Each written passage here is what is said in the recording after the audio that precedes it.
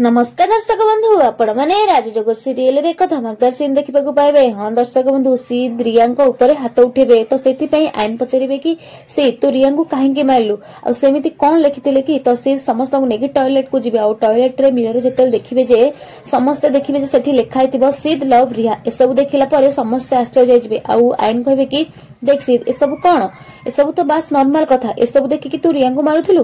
तापर सीध कहबे नाही भाई ए आगरु एठी किछ उल्टा सीधा लिखा हितिला एमिति कहला परे दिए कहबे कि ठीक अछि सीध कुह आगरु एठी कोन लिखा हितिला। तो सी सेते बेले मने मने भाबी जदी मु एमानु को सब सत्य कहि देबी ताहाले सब किछ आगो को धरा पड़ी जिबा और समस्त सब किछ मोर सत्य जानि जिबे एमिति भाबी आ तापर कहबे कि एटा होची हम स्वामी स्त्री को भीतर मामला तेनु मु काहा को कहबे उचित मने करूनी। तापर एमिति कहला परे पुणी सीध कहबे कि हां किंतु ए टैप रु ब्लड पानी बाहरुतला आ से सब देखि कि मु डर जाइथि। तो आईन जे कि जते बेले से टैप खोलिबे सेथुरु कोनोसी ब्लड पानी बाहरुथबो सब नॉर्मल पानी बाहरुथबो। तापर आईन कहबे सीध देख ए सब कोन एथुरु तो नॉर्मल पानी बाहरुछ तू एमिति काहे कि होउछु एमिति कहला परे सीध पागलंक भଳି हेबे। हां दर्शक